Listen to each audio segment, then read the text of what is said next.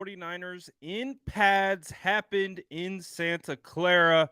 We had boots on the ground. We got to see what was going on with all the quarterbacks. So, of course, we're going to do a full scouting report on all the quarterbacks. We are going to break down one on ones and what we saw from our very first day in pads. And spoiler alert, we had our first fight of training camp.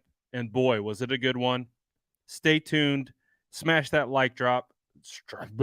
Smash that like button. Drop an SDS in the chat. And we're going to hear about it all right after this.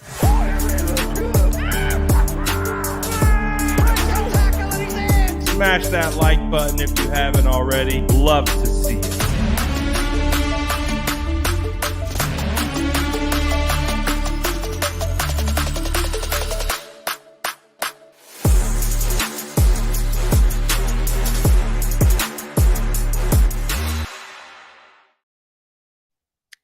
What is going down, gang? How are y'all doing today? The San Francisco 49ers had another extremely eventful padded practice in Santa Clara today. Another beautiful day for football, another day for pads to be popping. And we got a lot of that. We got a lot of pads popping. We had some helmets popping off as well. We had a full on benches cleared brawl, helmets flying off. Oh, it was just pure football joy. Again, I don't perceive training camp fights to be a bad thing. This is football, baby. This is survival of the fittest. It is a high contact sport, as you already know. So tempers are going to fly. People are going to be pushing and shoving. It's to be expected. And today, we got our first shoving match. It felt like it was for sure between Tay Martin. I didn't see how it popped off. I just saw Tay Martin. It looked like one of the DBs, whether Quantrez Knight. I heard Diamador Lenore potentially kind of scuffling. It went all the way to the second field. So they have two fields, and the fight like went all the way to the second field. Both benches cleared. You had guys ripping each other off, helmets flying. I didn't really see any punches being thrown. It didn't look like they're actually out to hurt each other, but it's more like hey, it was good old clean, good old fashioned 49ers fun. Again, it was a perfect kind of welcome to our first padded practice of the year.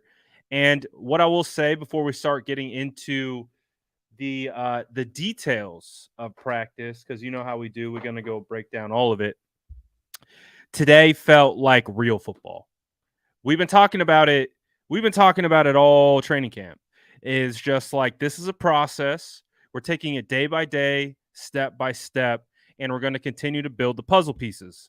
Well, today was like the first real day that felt like football, because there's nothing that separates more than pads when the pads come on. And so that's why today was such a good day, because you could start to see guys separate. You could start to see more of I called it a tug of war. It was like they're pulling on the rope. One side gains ground, then the other side gains the ground back, and then they gain. It's a physical back and forth, and that's really what it was in training camp today. You really had plays being made on both sides of the football. You had O-line, D-line going at it. You had linebackers balling, safeties balling, young bucks balling. So really, it was a fun day of the pads coming on. And, we got a lot of stuff to talk about. Specifically, we're going to talk about the quarterbacks. But first, I want to start with I'm going to go through it was our first day of one-on-ones. If you're not familiar, one-on-ones is when position groups break off and you get O-line versus D-line on one part of the field. You get linebackers and safeties versus running backs and tight ends on another part. And then you get uh, basically wide receivers versus cornerbacks with the quarterbacks throwing them the football. So, full disclosure, I didn't watch really any wide receiver versus DB cornerback one-on-ones. I was primarily locked in on O-line, D-line, and then on top of O-line, D-line, I was as best I could peeking over at safeties, linebackers, tight ends, and running backs. So I'm going to give you my updates on the 49ers offensive line versus defensive line. I'm going to start off with a guy that it's really starting to feel like we are in the midst of a potential breakout season. And I'm going to give you an opportunity to guess who that guy is. So drop it in the chat. Who do you think I'm going to talk about? So far I see Kinlaw. That's not who I'm thinking of.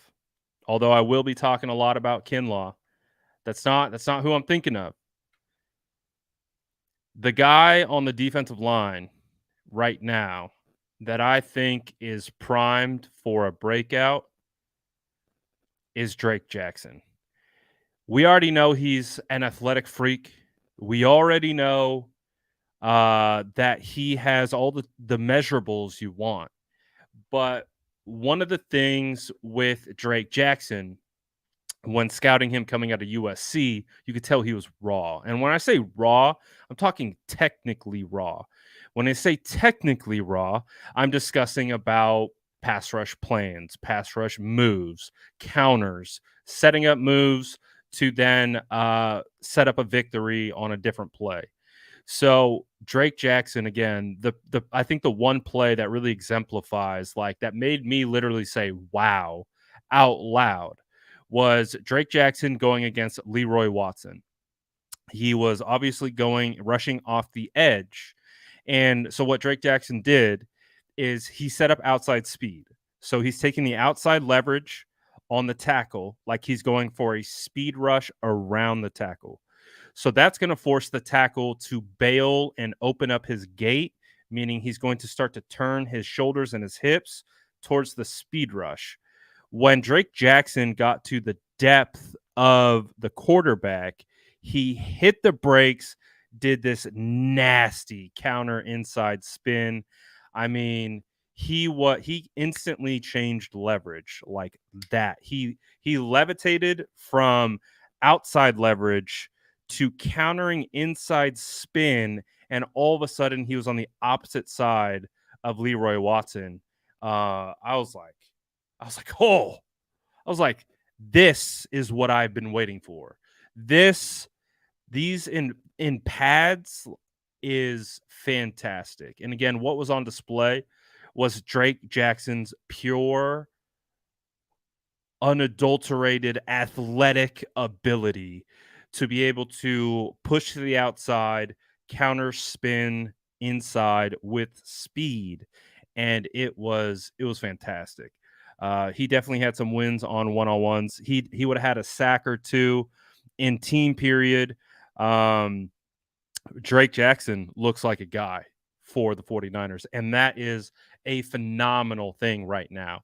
Because as we know, we don't have Nick Bosa in training camp right now. So there's no Nick Bosa. And right now, Drake Jackson is having to step in and get a lot of reps. And to be honest, it's kind of a good thing, I think. I mean, obviously, we want to get Nick Bosa signed. We want to get this kind of situation moved past. It's entering that kind of like, all right, maybe we should be paying attention to the fact that Nick Bosa isn't signed yet, because I know no one's cared. because the belief is that he's going to get paid and it's just a matter of time. But my kind of, soft deadline date for when I thought that was going to happen was today.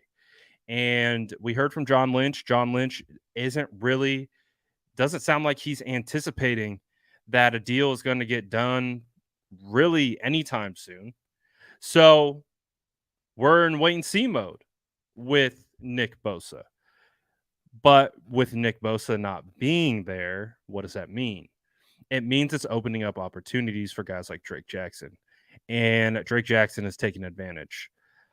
So I am very, very excited about what Drake Jackson has shown throughout the first practices of training camp and what he continues to show today when the pads come on. So it does feel like we are on the potential brink of getting a Drake Jackson breakout season.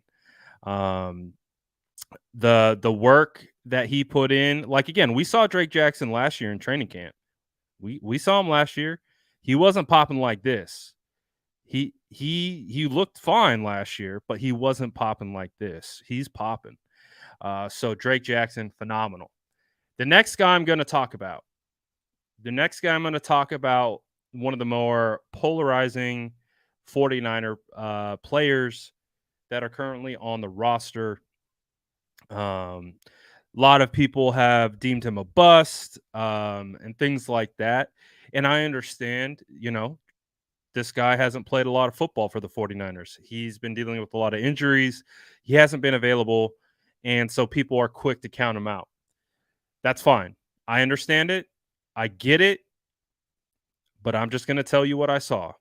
And what I saw today was Javon Kinlaw was the best defensive lineman in one-on-ones today.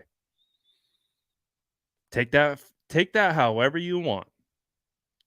Take it however you want. But Javon Kinlaw was hands down the most impressive defensive lineman in one-on-ones today. To the point where I'm like, who is this guy? Who is this? That's not Javon. That's not Javon Kinlaw. I don't know who this guy is. It looks like half the size of Javon Kinlaw from a weight perspective. Still massive, huge, right? Massive. But I'm like, he looks toy and fast. First step get off. I was noticing it without the pads. I tweeted about it. People are like, cat. Oh, cat. I was like, hey, I said, Javon Kinlaw. I said he's looking quicker. He's looking faster. Cap. You don't have to believe me. There would be no reason for me to go out and say that for no reason. But Javon Kinlaw, I'll tell you the rep. I tweeted this out as well. I'll tell you the rep that exemplified this period for Javon Kinlaw. I was like, okay, this is different. So Javon had already won 4 reps up until this point. He played primarily on the interior. He won with bull rush. He was cooking. He was doing a phenomenal job. He was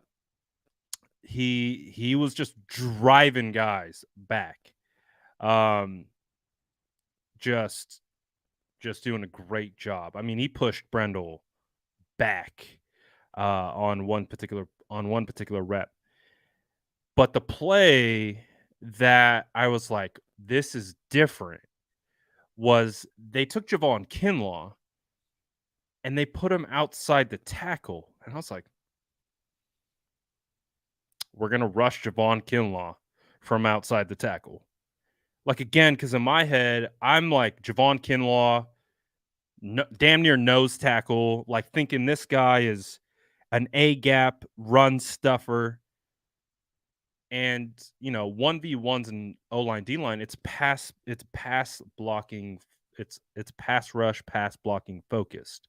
So it's a rush. They put him on the outside the tackle. Javon Kinlaw gets a first step, beats the tackle with his first step. Then as he gains and gets into the tackle's body, it's you call it a swipe, you call it a chop. He swipes hands, so tackles hands. He goes to push. Hands go like this because he swipes, and then swipe club, swipe rip, whatever the hell you want to call it.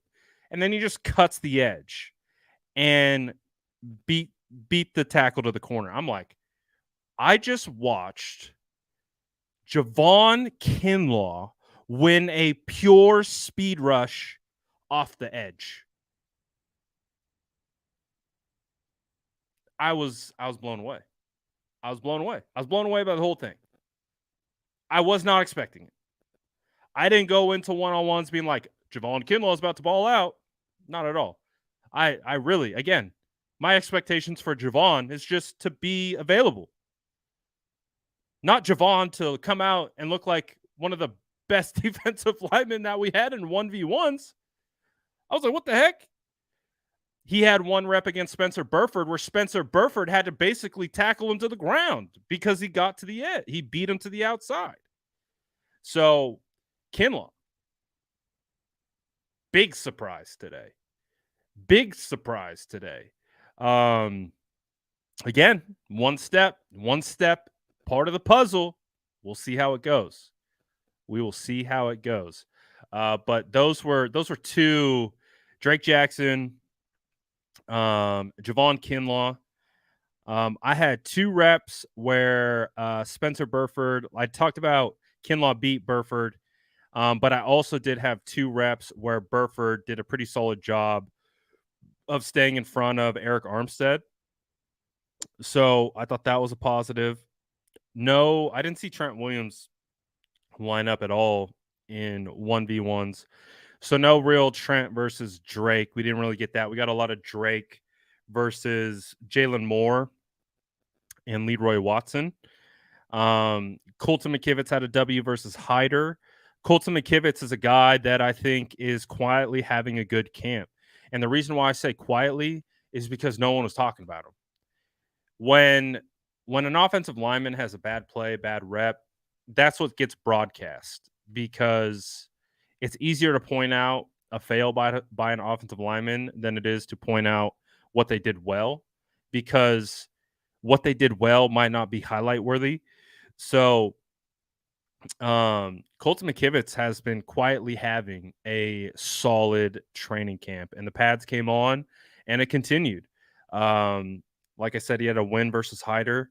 He's not perfect by any stretch of the imagination, but I see a capable starting right tackle so far. Colton McKivitz hasn't given me any reason so far through the beginning of training camp to doubt what he can provide for the San Francisco 49ers as the potential starting right tackle for this team.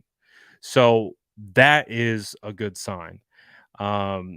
Overall, man, in regards to these offensive versus defensive line one-on-ones, it was fun to watch. Eric Armstead got Banks on 1 rep. Moore beat Cleveland Farrell on another rep. I think Cleveland Farrell could have had a better day. I was expecting a little bit more out of Cleveland. So that one's going to be interesting to see what we got. T.Y. McGill got Burford, I think, on – T.Y. McGill beat Burford on 1 rep. So Burford wasn't perfect either, but what I would say is I liked Burford versus Eric. I would say he got the W there versus Eric. Barrett, Jason, I don't want to say, is his name? Barrett had a couple good reps today. I even think Barrett might have had a sack, but I couldn't see his number because he has it rolled up. I'm pretty sure it was Barrett. Barrett's been on this team's practice squad for like the last 7 years. He's a smaller defensive lineman, but he moves really, really well. Um, Feliciano beat Weiji pretty easily. Um, but I did get a couple sneak peeks over at at the running backs, tight ends, fullbacks, all that type of stuff. One of the best 1v1s that I saw today was Talanoa Hufanga versus George Kittle.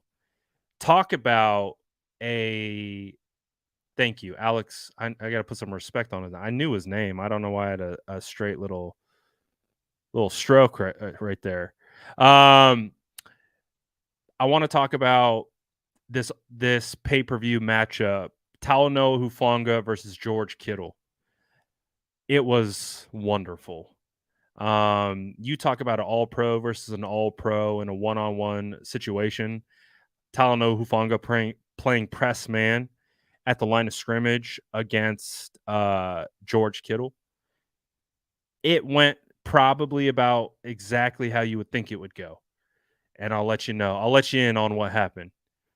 Talanoa Hufanga absolutely clamped up George Kittle off the line of scrimmage, where I was like, "Oh!" Like again, such a football nerd that when these things are happening in real time, I can't control myself from making audible noises. So like I'm seeing Huff just get hands right into the chest plate of Kittle and just lock him up right there at the line of scrimmage. And George is fighting, finally breaks free and is able to get the catch. But I'm like, oh yeah, this is pay-per-view matchup that I'm looking for. Huff has looked phenomenal. Throughout training camp. Huff's going to be better this year. Breaking news: Talanoa Hufanga is going to be better this year than he was last year. I'm not. I don't even. That's not a hot take. He is going to look phenomenal. The no one jams Huff. No one jams Kittle. Huff said, "I got next." Hubanga's cooking, baby. I'm hyped, dude. Hufanga, man. Hufanga, he gets a little heat for kind of how the last season ended for him. And some, miscues that he had down the stretch. Dude, you don't let me tell you right now. Don't you worry about Talanoa Hubanga. Bro, he's him. He's him. Coverage, run game, straps and press, man. Do not worry about Talanoa Hufanga. Do not. Hubanga is coming, baby. Bro, I'm hyped for Hufanga, man. Hyped. Absolutely hyped. I got to tell you too, man. If I had to pick, like, since we're kind of talking about tight ends, if I had to pick between who's having a better camp so far between the two rookie tight ends, I would say it's Braden Willis. I would say right now Braden Willis is having a stronger camp than Cameron Latu. I think Cameron Latu's struggling a little bit. I don't know if the game's a little too fast for him right now. It feels like he's a little bit out of sorts. Um, Latu actually had a really good rep in 1v1 against Jair Brown, where he got him on a double move. He had the release, started to break off his route, and then hit a little double move and created separation. And then he dropped it. And we're just like, it was a great. He got Jair. He got Jair on a little double move at the top of the route, and he was able to create separation, which is we want to see that. But it was a good ball. Hit him in the hands. It was one of those kind of like it's like his hands like it was just straight up one of those. Dang, just a drop. Should ain't that popcorn. Um, I would say right now Braden Willis has a slight edge over Cameron Latu. Braden Willis had a nice win versus Taylor Hawkins. Um, let's see. CMC beat CMC gave D Winters a little welcome to the NFL action in 1v1s. CMC just beat him deep for a touchdown. But CMC was doing CMC things today, so that's not a surprise. One-on-ones were fun though, man. I had a lot of fun watching one-on-ones. One of the better parts of training camp. So are you guys ready to now transition into team period? So when we are talking team period, this is where, a big emphasis on quarterbacks comes into play because that's really what everyone is watching. Yes, I talked about the fight at the very beginning of the show. But it was a quality brawl. It's quality. It wasn't a distasteful brawl.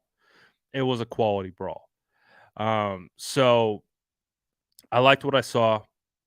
I thought it was a respectful, heated, get after it type brawl.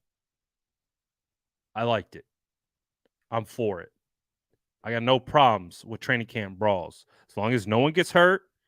Kyle Shanahan, like I said, brought everyone to the middle, talked about it, broke, kept playing. I want the intensity to be like that because that's when people are competing.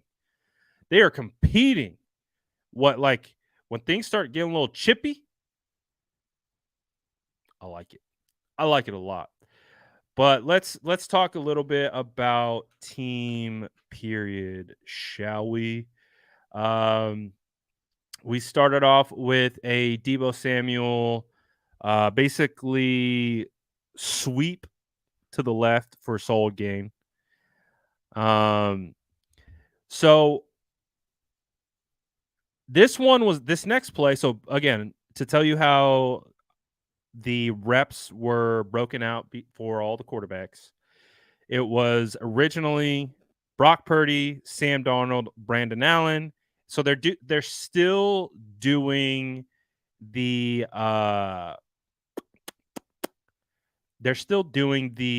weird split of the second team reps. So Brandon Allen's still getting his reps. So it's Brock, Trey, or no, today was Sam. It was Brock, Sam, Brandon Allen, Brock, Trey, Brandon Allen, and then they cycle through that rotation. So keep in mind that's what we're working with. So Darnold was first up with the twos. But there's this play that happened, and it was hard to really see exactly what happened. All I could see is Danny Gray running wide open down the middle of the field. And I was like, and the ball never came out.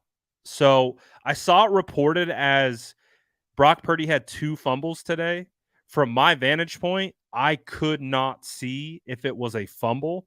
All I saw was that the ball didn't come out, and Danny Gray was just streaking down the field, not even a 49ers defender in his area code.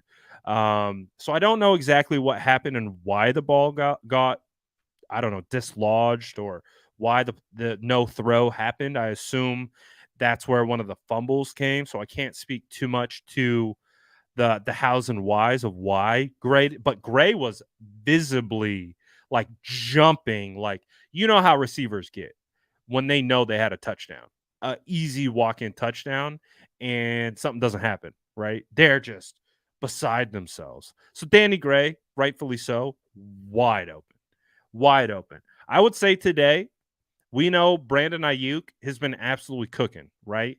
Brandon Ayuk has been balling. This wasn't a Brandon Ayuk day. Not that Brandon Ayuk had a bad day, but we had a better distribution of wealth in regards to wide receiver targets.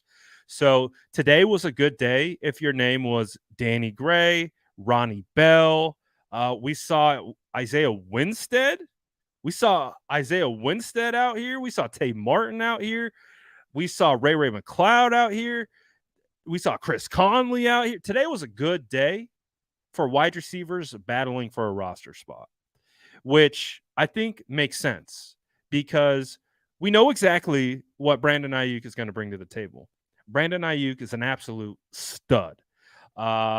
He needs all the targets. We need to literally figure out ways of how to get Brandon Ayuk the ball early and often throughout the season. But I think it makes a lot of sense right now to really just give Debo and Ayuk their standard touches and really try to get these other guys involved and figure out who's rounding out the wide receiver room. And right now, I would say probably the biggest riser from that kind of fringe wide receiver group is Chris Conley. So Chris Conley stacked another good practice today. And Chris Conley is he's not like Danny Gray. He's not like Ray McLeod. He's not like Jawan Jennings. He's not like Debo Samuel. I would say the closest comparison he is to like Brandon Ayuk, in regards to kind of length, size. They have the same type of blocking ability. And I really, really do think that he has a big time opportunity to be able to come out and potentially force a roster spot. Maybe, just maybe, we are going to see Chris Connolly be able to continue to push because, like I said, he's doing it as a blocker. He's doing it as a blocker as well. It's not just receiving and scoring touchdowns and things like this. Every time someone is trying to shake free, you got Chris Connolly out here running down, trying to make a block. You guys know me. You're a wide receiver, you're a skill position, and I see you blocking. I like it. I love it, actually. How is Moody doing? Stay tuned. We're going to talk about Moody in a little bit as we get further down to team period because they closed out with kickers, and I'll give you your kicker update once we kind of get to that point. But I'm just kind of chronologically going through the start of team period as we discussed already. Went through 1v1s. I gave you the good, the bad from 1v1. Now we're going to do good, bad through team, and then we're going to summarize it at the end. So, like I said, Darnold was first up with the twos. Darnold unloaded a deep ball down the left sideline intended for Debo Samuel, and it was kind of a jump ball type scenario. He had a lot of air under the ball, and surprisingly sticky coverage by Quantrez Knight. I like Quantrez Knight.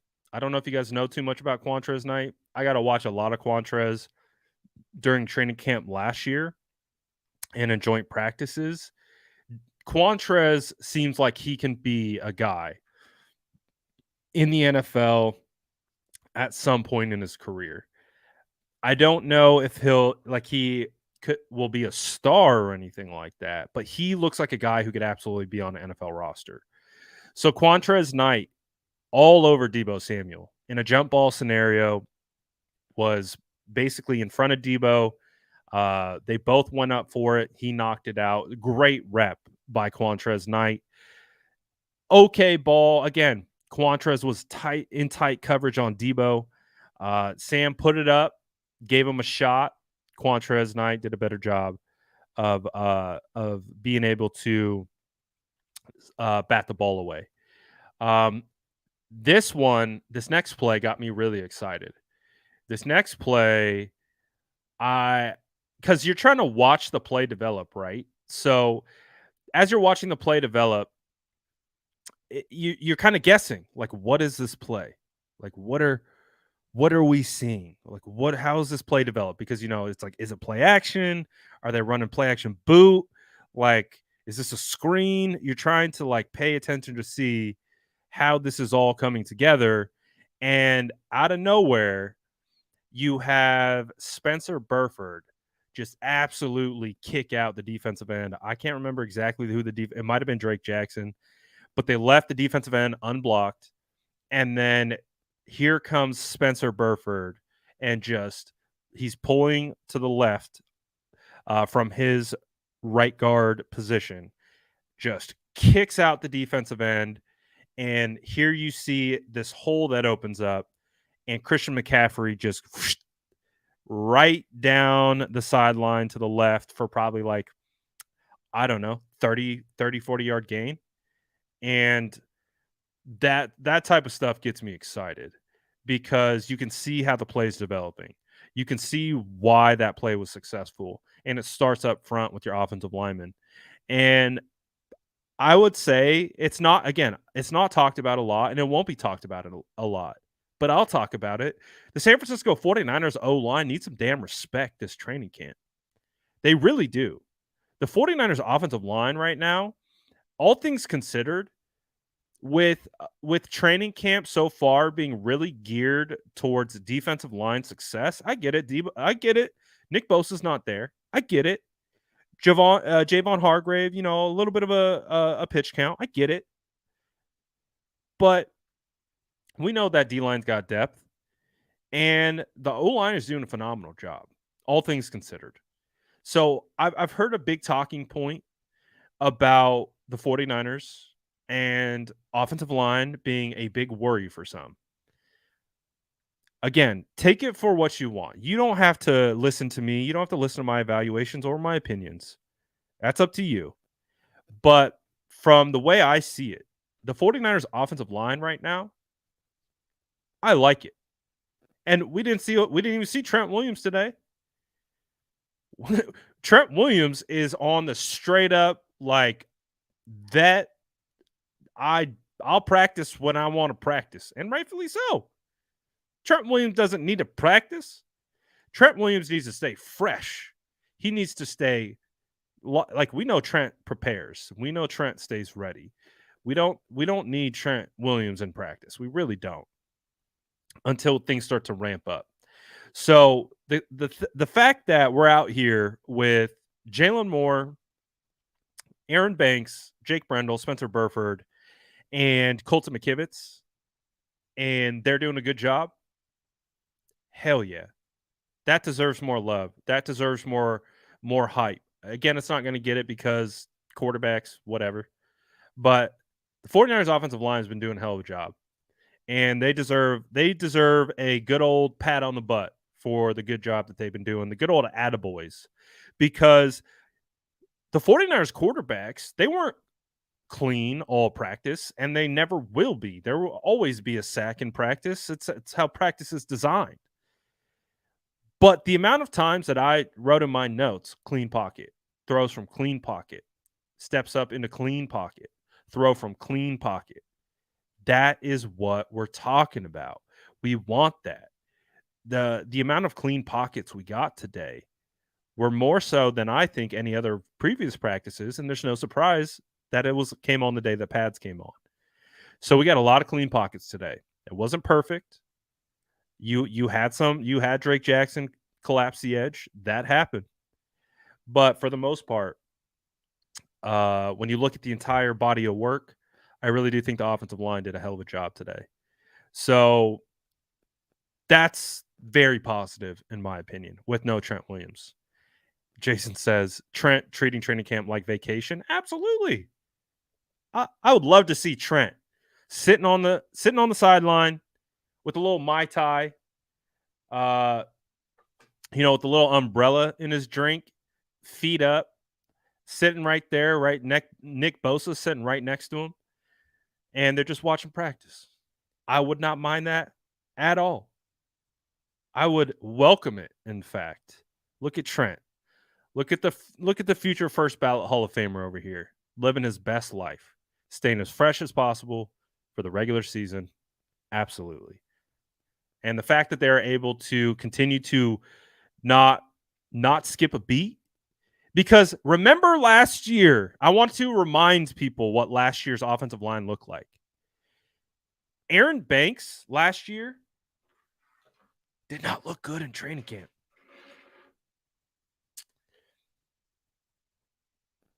Brendel and Brunskill were rotating like every other play, like literally every other play. You think the quarterback rotation is weird? The center rotation last year was insane. You had rookie Burt, like, again, you guys, I don't wanna oversell it, but the O line from last year to this year looks much better. So that is to me a phenomenal sign moving forward. Now again, we gotta keep cooking, keep building, keep stacking. But man, so far to start camp, I have not walked out of one practice and said, "Ooh, ooh, my boys up front getting cooked." Not one. That's a good sign.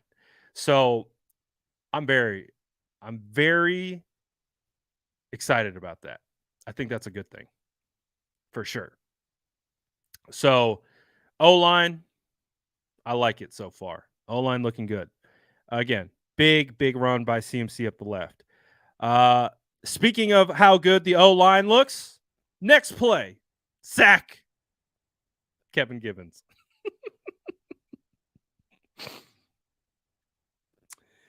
Uh, it would have been a sack by Givens up the middle, but Brock, they kept the play alive. Brock hit Debo. Um, but again, that's how it should be in training camp. It should be I said it at the beginning of the show. It's like tug of war. It's a push pull. I'm gonna pull you on one play. The next play you're gonna push me. It should be this continual back and forth. So I got no problems with that. This so now we get Trey back. We get Trey in. And the very first throw that I have from Trey Lance today in my notes is so when I write specific keywords in my notes, it's because I'm trying to emphasize something. So when I come back to it, Trey Strand, bleh. Trey stands tough in pocket, finds Danny Gray on deep crosser in between defenders. When I say stands tough, that means the pocket is collapsing around him. So this to me is where it started for Trey. And then he continued to stack good reps on top of it. Trey was standing in the pocket and the edges were collapsing in on him. And when you can see when you're instantly get a good pocket to begin with, or that pocket starts to close on you quick. And it's like it's crazy how the pocket just collapses on you sometimes. Trey stood tall and delivered a strike on a deep crosser to Danny Gray. So that was the first throw by Trey Lance where I was like, because those are the types of things that I want to see in practice.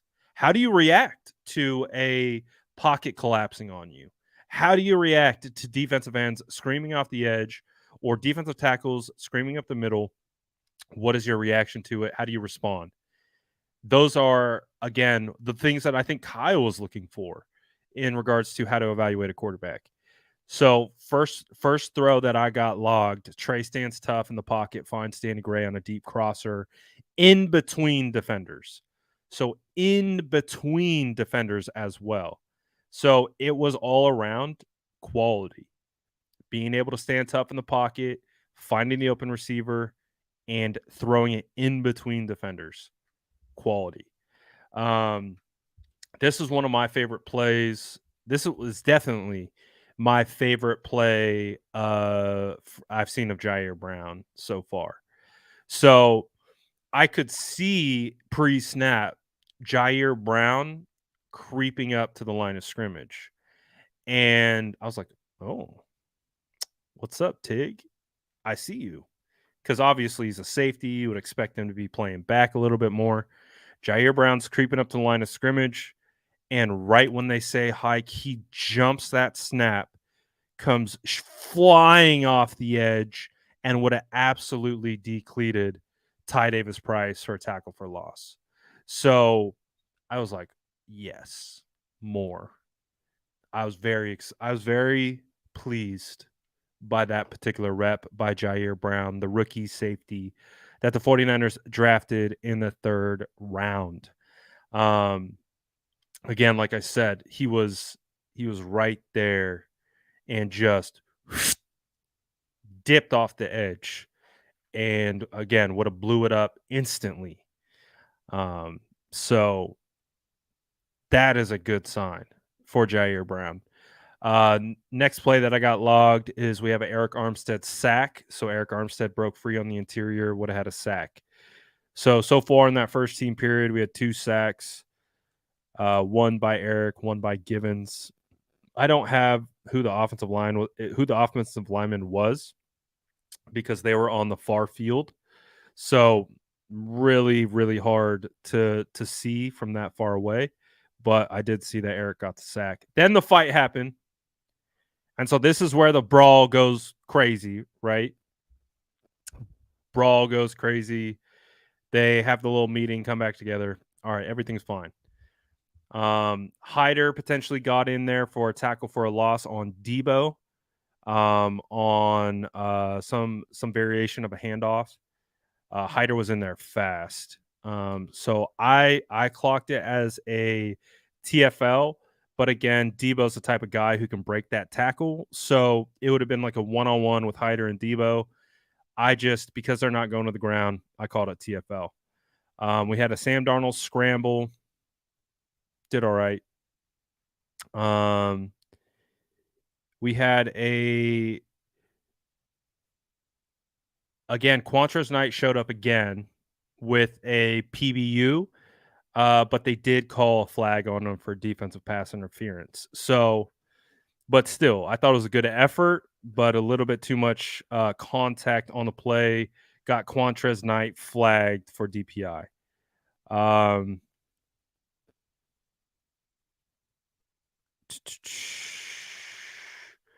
Let's see what we got. And so, first team period was okay. Was good. It was okay. Nothing crazy. Nothing too crazy. Oh wait, no, I lied. I forget. I switched off notes in certain places. It was the pass was a moon ball down the left sideline to Debo Samuel from Sam Darnold. Quantrill Knight defended it, but a PBU. We also had Brock Purdy. Throw a deep ball today down the left sideline intended for Brandon Ayuk. It definitely was a underthrown football. So I know we made a lot about the overthrows. Well, we got an underthrow today. So it was a really tight window deep throw because you had Diamador Lenore right in Brandon Ayuk's hip pocket, and then you had Talanoa Hufanga coming over the top. So it would have been a really tight window deep throw. And because it was a underthrow, Brandon Ayuk tried to come back for the football and created a contact between Diamador Lenore, which got a flag for DPI. So it was a good thing that they got the flag, but it definitely wasn't a great throw. Call it what it is. It wasn't a great throw. When I was talking about the overthrows, I didn't mind the overthrows because to me that signified arm strength and the fact that he's able to sling it and things like that. I don't love the underthrow. I don't love that. So Brock definitely had a up and down day today, but he also had one of the bigger plays on the day as well. He hit CMC down the middle for, I've seen it reported as 70, 50. It was a long touchdown. It was a long, long touchdown. Brock Purdy was able to hit CMC in the middle of the field, and CMC just ran up the seam and scored a long touchdown. So uh, Brock Purdy definitely was a part of the longest touchdown on the day. But I guess we could stick with Brock Purdy a little bit. Um, with Brock Purdy, people, he got charted at 12 of 16. He had an interception to Dre Greenlaw. So there's this two throw series. There's a two throw series that was, I called it uncharacteristic because I've watched a lot of Brock Purdy tape as since he's played with the 49ers. I've watched his games multiple times. You guys know how I watch tape. I watch one play probably 6 to 10 times all the way through. I've watched a lot of Brock Purdy. This one throw was so far down and away, outside, uncatchable, that it was like, that I'm not sure I have seen a throw that was uncatchable like that from Brock, where it was just like, it was not even in the vicinity. And so that was interesting. I was like, oh, that was not a good throw by any standard. And then the very next play, he threw it up to George Kittle for probably about 20, 25 yards. And Dre Greenlaw went up, snagged the interception. So it was a very concerning two throw series for Brock Purdy, in the sense of, it's not what you've come to expect from, Brock Purdy in a small sample size, right? Like you've come to expect Brock to be pretty efficient, pretty accurate, um, putting the ball where he wants to put it. And those two throws didn't feel like, the first one, like I said, was like, oh wow, that was a miss by a wide margin. The other one was a jump ball type scenario, and Dre Greenlaw made a phenomenal play on the ball. Still was an interception. But the positives to come out of it was that he was able to keep going. It wasn't like he started to spiral. He wasn't perfect, but he didn't start to spiral. It felt like he almost started to settle in after that. So again, I keep getting like this weird pushback on when I give like one sentence, like uh kind of recaps, because again, it's Twitter. So like I just put like little recaps. I said Brock Purdy had some miscues, but bounced back and had a solid day. People like freaked out. And it's like, okay, I get it. There's this whole thing with like bias going on with like which quarterback you want to succeed. I talk enough on this channel that I know, like, I don't have to explain this to you guys. You guys know how I feel about this whole quarterback situation. So I don't have to give you, every time I say something, I don't have to give you the context, because you know my context. On Twitter, people are just like searching the keywords, and they like freak out. They're like, he had a solid day. He threw an interception. He had the bad pass. He had fumbles, like all this type of stuff. And it's like, man, okay, I get it. Like, yeah, throwing an interception's not good. Throwing the ball down and away uncatchable, that's not good. But he also had the longest touchdown on the day. Yes, throwing an underthrown ball to Brandon Ayuk is not ideal, but he was also able to kind of get back into the groove. The end of practice didn't end probably how he wanted to, but overall, I wouldn't say it was a great day. It wasn't. at all. It wasn't a good day. I'd say it was a solid day. The reason why I say it's a solid day is because he was still able to score touchdowns. He was still able to complete passes. He was still able to do some work, but it just wasn't perfect and it wasn't super consistent. And that's why it was a solid day. But people started cooking me because they're like he was trash today. He was terrible. It's like, says who? Like he's not winning a Hall of Fame off that performance today, but he's also like it also wasn't a performance where it's like, oh, we got to bench this guy. We got a real problem. It's just I look at it in the sense of it's like, okay, he didn't practice yesterday where all the quarterbacks went crazy, right? He wasn't out there. He wasn't practicing. He had the day off. Comes back first day of pads and it was okay. He had good moments and he had his bad moments.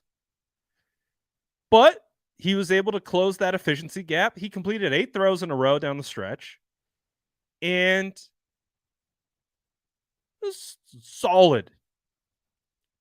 That's my definition of solid.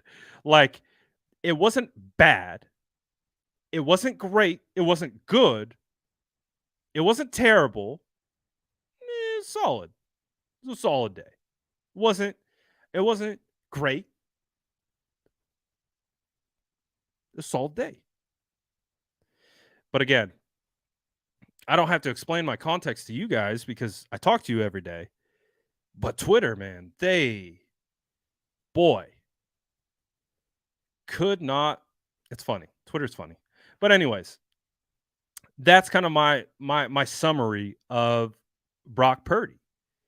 Is my context for Brock Purdy is much different than my context for Trey Lance and Sam Darnold and Brandon Allen because they should all have the opportunity to be individually evaluated for their current context of where they're at in their careers. They're all in different spots. So I'm not evaluating each individual quarterback like they're the same quarterback. And I think people get so hyper focused on trying to they're not looking at this as a long game, right? They're looking at it in who won today's practice, who's the best today. And I don't view that's not how I evaluate. So my evaluation is probably going to be different than the guy next to me and that guy over there and that guy down there. And that's the beauty of football. Now reporting, that's different. Like if I'm reporting play by play what's happening, that's just factual stuff. Like if you're omitting things, that I think that's a problem. Like I think if you're going out of your way to not put something out there because it goes against the narrative that you're pushing, yeah, that's probably not good. But that's not what I'm doing. I'm putting everything out like the same way. Good, bad, and different. But at the end of the day, I still have my evaluation. And guess what? My evaluation is going to be different than others.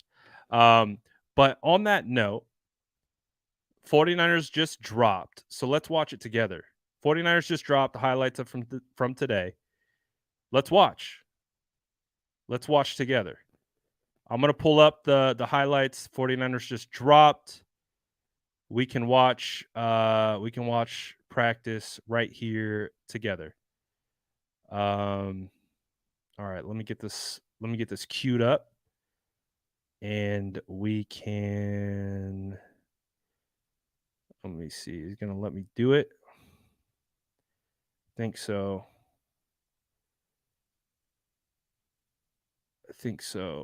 Okay. We're going to watch training camp highlights right now.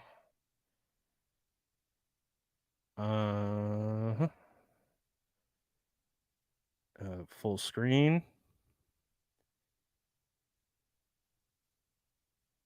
What the heck, man? Let me go full screen. Twitter's, why is it? All right. I got you. Don't worry. We know the workarounds. All right. So here's our workaround. This is training camp highlights from today. Nope. I don't want to be big. I want to be small. All right. Let's go.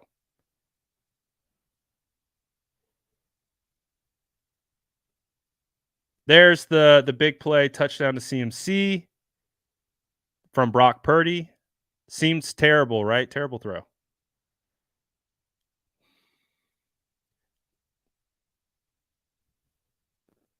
That looks like one-on-one reps. Yeah, these are one-on-one reps. So I didn't see that. That was good pocket movement. Get the ball out to Elijah. Little dart.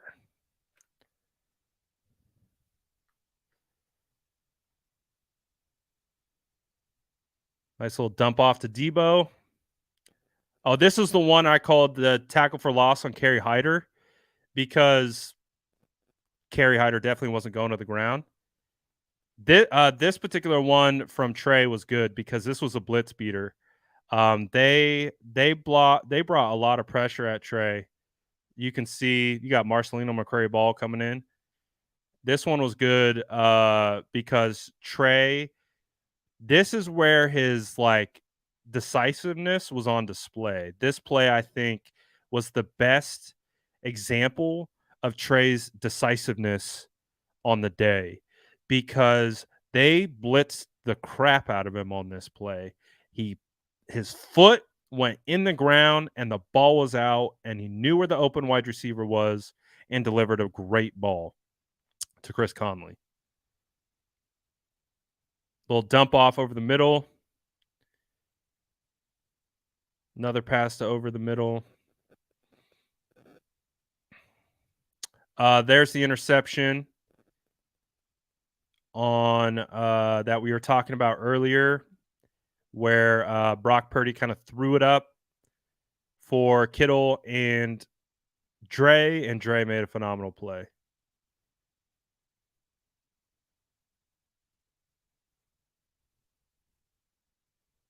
Ooh, this one.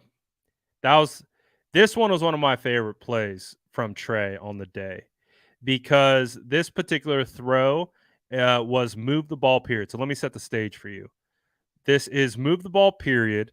So they're simulating real game type situations. So they're using the sticks down in distance. They're driving downfield. They're probably on the opposite side of the 50, going towards the end zone. So what they're doing right here is it's third and like 18. It was third and forever. They were out of field goal range. It was a long third down. And this play, Trey Lance was so decisive in making this throw in regards to, again, hitting his back foot and how quickly the ball came out and it being a completion. It was 1 yard short. He was 1 yard short of the sticks. But because it was a game time type situation, they brought out the field goal kicker. Let's see, did they show the field goal? No. They brought out the field goal kicker and Jake Moody nails a long field goal. So you can see with like that, ooh, that was a good throw. Ooh, that looks so much better from this angle. Watch this throw. Whoo! Okay, Trey. That is a beautiful throw. I mean, look at that coverage. Look at that coverage. Wow. That's a phenomenal throw. That's a phenomenal throw. Nice. So, if you had to ask me who played best at quarterback today, I would say Trey Lance. I think Trey Lance was the best player on the practice field today. But I also believe that, I don't think Brock had a terrible day. He didn't have a good day. Didn't have a bad day. Just solid. It was solid. It wasn't great. Made some mistakes, but showed some ability to be efficient. We got a little bit of Brock cooking, a little bit, but definitely was Trey's day. And for those reasons that I've mentioned, Trey looked like, I would say earlier in training camp, Trey's looked a little. You could you can see the lack of confidence a little bit. You could see the indecisiveness. He looked he was cooking today. So he knew where he wanted to go with football and he was delivering. And I think I think that Trey is making this really hard on the 49ers in the sense of what they're trying to do right now with Sam Darnold, Trey Lance, like whatever this like rotation is that they're doing with the twos. Trey's stepping up to the challenge. That was one thing that I talked about all training camp or all off season, right? Was Trey needs to come out here and he needs to take it. Remember, it wasn't about earning it. It wasn't about any of that. It was like we knew where Trey stood. We knew he was at a disadvantage and he had to come out here and take it. Today, like days like today, and then on top of stacking these days on a good day yesterday, that's what we're talking about. And if Trey can come out tomorrow and we can walk out of practice tomorrow and say, hey, Trey was the best quarterback on the field again, that I think could have the opportunity to change the conversation. So, again, Trey did not start out training camp that great. He really did it. Neither did Sam Darnold. And neither did Brock Purdy. See the trend? Take some time to get some reps under your belt to build a rhythm. And I think right now with Brock, he's trying to find that rhythm. Just like Sam was trying to, and he found it. Just like Trey was trying to find, and he found it. So I expect Brock to be able to find that rhythm, but he's still kind of searching for it. He wasn't. It wasn't a piss poor performance by Brock Purdy by any stretch of the imagination, but it wasn't it wasn't a great or good performance either. Both things can be true. So right now with Brock, with Trey, with Sam, with how they're kind of like Brock needs to continue to improve. He's not out. He's. I wouldn't say this is where they want Brock to be. I really don't think they would, and I don't think this is where Brock thinks he wants to be either. But there's still time, and that's why again, everyone who's losing their mind over trying to make definitive statements off of singular training camp practices, if you're not realizing that this is a process focused type of evaluation, this isn't a vacuum like each individual practice is its own entity. You got to stack these things, man. You got to tie them together. You got to build this puzzle. These practices are just one piece of the puzzle. And right now, Brock has an opportunity to improve. Trey has an opportunity to really make this hard on Kyle Shanahan in regards to this quarterback two battle. He has an opportunity to force. That's the thing. Trey has the opportunity to force Kyle Shanahan to have to think about Trey as the starter. But who is that ultimately on? That's on Trey. It's on Trey to go out and play his best ball. And if he can do that, then he can absolutely change the complexion of this conversation. We'll see. It's an evaluation, it's an ongoing process. You can't walk away from training camp practices with definitive anything because you're going to turn into a yo-yo. You're just going to be yanked from side to side because some guys are going to have good practices, some guys are going to take a step back, and it's going to bounce and volley back and forth, and you just got to let it play out. Got to let it play out. Don't get over your skis too much on training camp. And I think that's the problem is everyone's trying to take all these training camp updates and like, see, my guy is the guy. See, like it's just like chill, relax, just relax. Right now, if all the quarterbacks are playing well, that's a great position to be in for the San Francisco 49ers.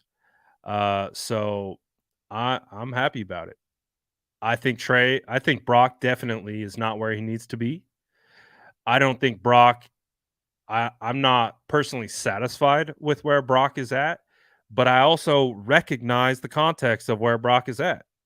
I'm not going to roast Brock Purdy because he hasn't looked sharp in his first couple team periods back from reconstructed elbow surgery. Trey Lance. What if I was at OTAs and minicamp? I wouldn't be roasting Trey or crucifying Trey because he looked a little rusty coming off of, finally being cleared from foot surgery. Same process. So just relax. Also, stop trying to analyze my tone. I've noticed the weirdest behavior on my reaction videos that these people like try to analyze my tone when I start talking about uh Trey Lance.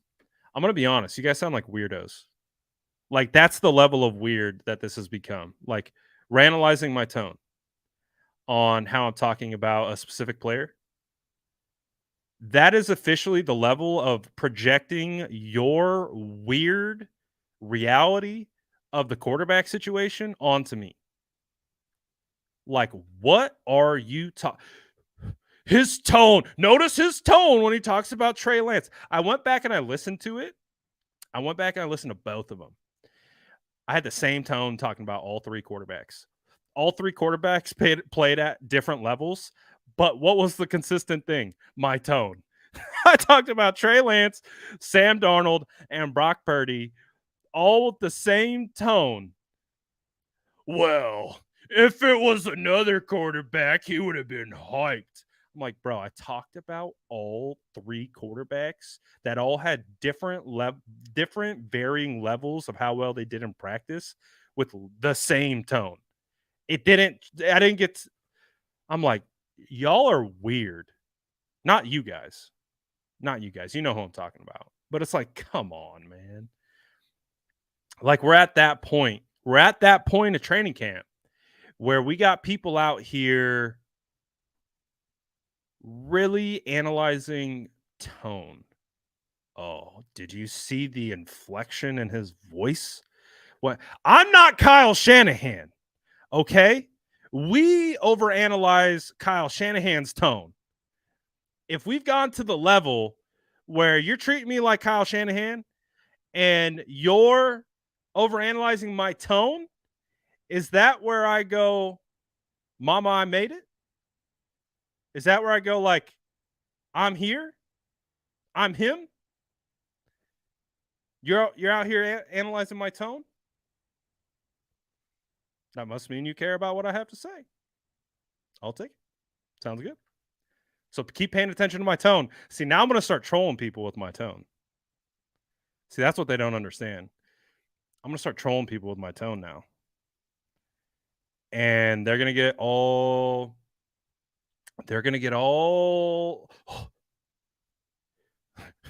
why why did he change his tone?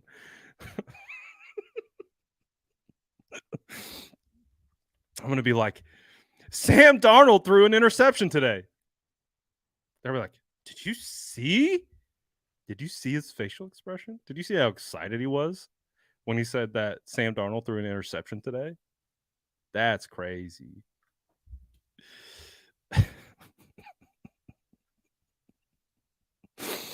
That's the thing. It's like I'm just gonna be talking, and then all of a sudden I'm just gonna flip the tone mid sentence. They're gonna be like, I have no idea what's happening. They're like, I have no idea what's happening.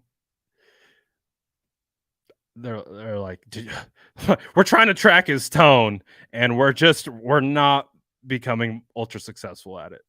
We're having a real hard time. Sorry, guys.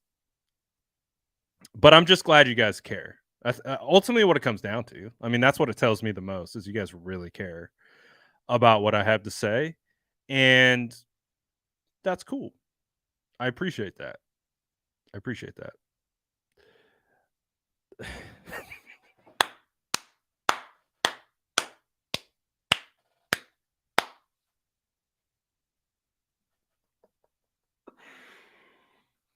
Well, this phenomenal comment. This comment might win today. Brad's face got more red when he talked about Sam, and it is not the sunburn.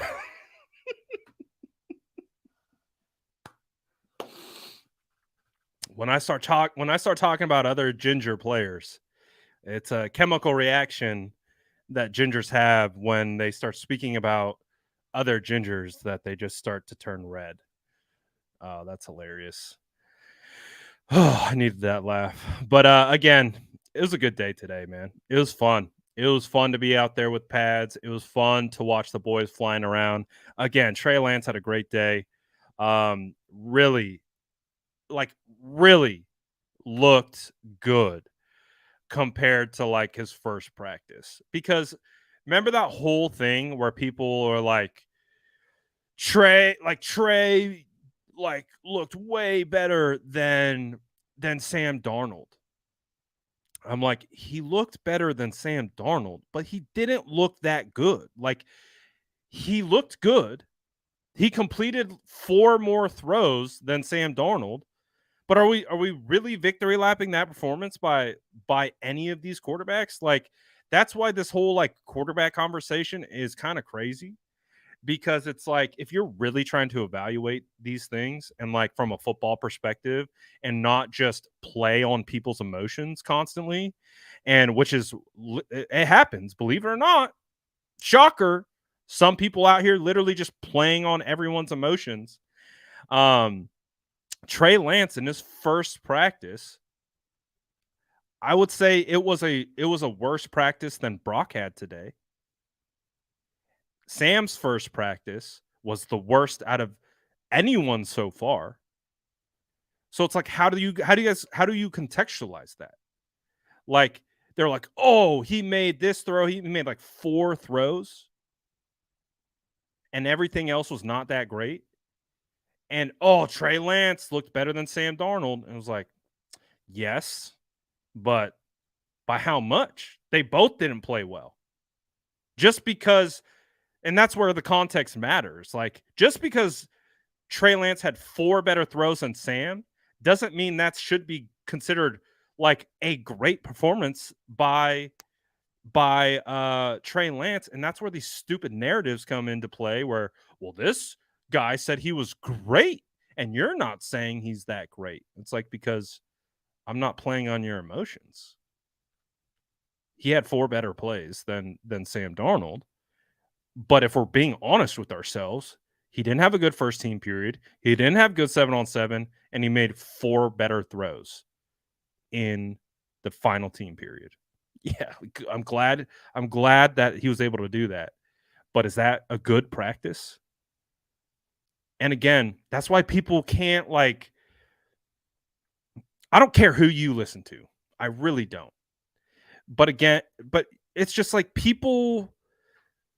certain people are just like not they don't think about practice that way. It's wild.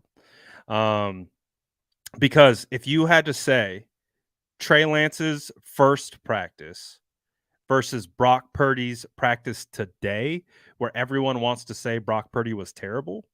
Brock Purdy had a better practice today than Trey Lance's very first practice of training camp. Was Brock Purdy's practice better than Trey Lance today? No, it wasn't. Was Brock Purdy's practice better today than Trey Lance's performance yesterday? No, it wasn't. But again, just saying. I'm not saying I'm the end all be all when it comes to practice evaluations. Not at all what I'm trying to say. I'm just trying to say, man, be weary of anyone trying to come out of these training camp practices with definitives. Because if there's anything that we know about training camp practice, is it is case study after case study after case study, and then you stack all the case studies together to determine the body of work. And then we evaluate. And then we process. And then we come to a conclusion. At least that's how I'm operating. And I told you that from the beginning. So I'm still doing what I'm doing in the face of opposition, in the face of trolls and stands alike. I'm not going to change how I'm evaluating practice. I'm not going to. Because, again, there is a place for everything. And there's a way to quantify everything. If you wanna come out of every training camp with this guy won, this guy lost, this guy was terrible, this guy was trash, this guy was good. Oh well, this guy was trash. Fire Kyle Shanahan. You're not in the right spot. I'm not your guy. But if you want to try to stack things together, look at each individual play and try to walk through it and break it down and get into the nitty gritty, then we'll have some fun. And I'm having fun doing it because so far, I love what's happening at 49ers practice right now. I think what's happening at 49ers practice is going to translate to success. Is this quarterback thing crazy? Yes, it is. But you also know what was crazy last year? Jimmy Garoppolo practicing on the kiddie field behind the stands, not a part of the team when everyone else was practicing. That was crazy. And guess what? That ended up contributing to the 49ers winning games last year. So I know we're not a fan of all of this. We're not a fan of the drama. We're not a fan of the constant conversations and back and forth between the quarterbacks. I understand. But just remember, we didn't think Jimmy Garoppolo was going to be playing for us last year. We thought it was insane at the idea that Jimmy Garoppolo is going to return last year. We were like, this is the craziest thing we've ever seen. Jimmy Garoppolo is actually on the field, but he's not on the team. This is crazy. What happened? 49ers brought him back in a move that no one anticipated. And it ultimately wound up contributing to wins last year because Trey got hurt. So, again, this competition thing might seem crazy to you. Still seems a little crazy to me. But at the end of the day, just let it roll. See what happens. Who knows? Who knows what is going to be at the end of this particular this situation? Who knows? And who knows if it's going to blow up in our face or, like the whole Jimmy thing, actually contribute to wins. We're gonna find out. But overall, man, I thought today was a good practice. I thought today overall, offense, defense, quarterbacks, wide receivers, offensive line, D-line, linebackers, DBs, everyone had a place where they won. Everyone had a spot where they could do better. And that's, I think, where you want to be. You want to be able to look and be like, okay, we got some wins and we got some L's. Let's work on our L's and continue to stack the W's. And by the time training camp is over, this team should be in a really good spot. And what we're ultimately looking for is this team ready to go and ready to compete. And that's what we want. We don't have to, that's it. Keep the eye on your prize. Keep the eye on the prize. Eye on the prize is get better as a squad. And today, the 49ers got better. And that's a good place to be. When they sign Nick Bosa, they will get better. When they figure out this quarterback situation, they will get better. So I like where this team's at right now. I really do. I really do. I like the intensity at practice. They feel focused. They feel uh they feel driven. It sounds weird because wouldn't they always be like that? Yes. But this is also the third training camp I'm covering. I've been to many training camps in the past. This just feels like a very driven group. Like they understand what time it is. They understand the sense of urgency and they're practicing that way. And that's what you want. That's what you want. So, we'll see how it plays out. We'll see how practice continues to rock and roll or brock and roll. But we got practice tomorrow. So I'll be back in Santa Clara tomorrow. Oh, Tuesday's tomorrow. My dates are all so messed up right now. Like today's Monday, it feels like Wednesday or something. So practice tomorrow. I'll be back down there in Santa Clara. No, I don't know if they're going to be back in pads. I hope they are in pads. If we get back-to-back padded practices, I hope. I hope. Starting to sound like the Seven Dwarves. I hope we get padded practice. I do. I do for sure. But we'll see. We got one more practice. Can we confirm this? Is this confirmed per sauces? Do we know this for sure? We know? For sure? For sure? Either way, I hope so. I hope so. We need more pads. We need more pads. This is how the boys get better. Stack those days. So we'll see. We'll see. But I do know after tomorrow, they are going to take a day off. And then they'll be off the second, and then they're back on the third. So we'll see. But shout out to all you guys for tapping in. You already know the vibes. Grab your cookies on the way out. Shout out Potato Gang. Shout out Gang. Shout out to SDS. Thank you guys all for vibing with me on these lives. Commenting on all the videos.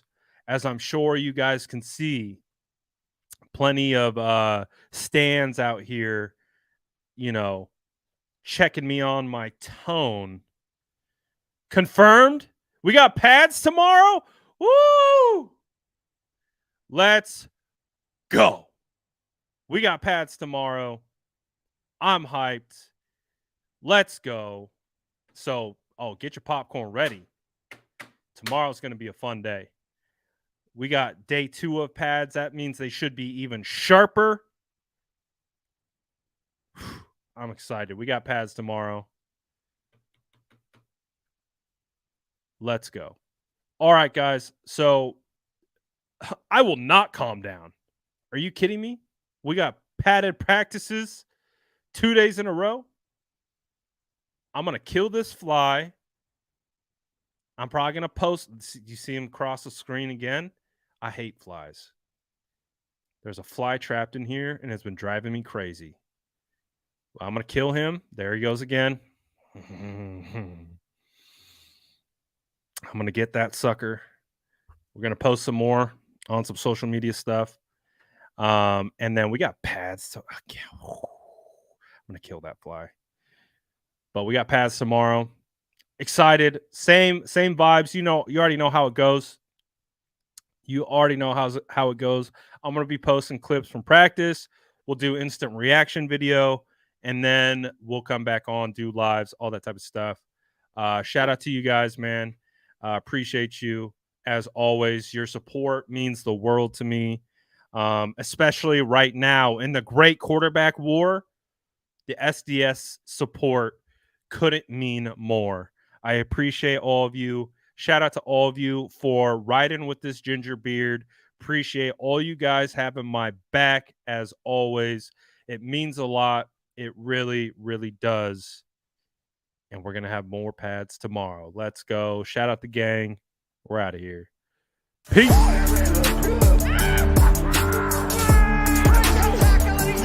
Smash that like button if you haven't already. Love to see